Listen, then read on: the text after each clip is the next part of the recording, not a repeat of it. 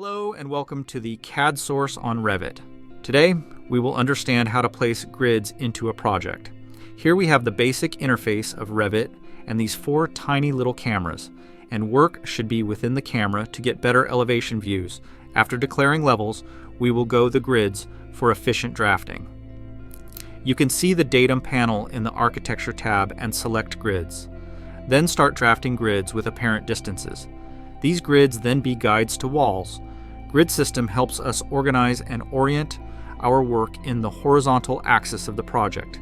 They are essential for creating and understanding object relationships in your project.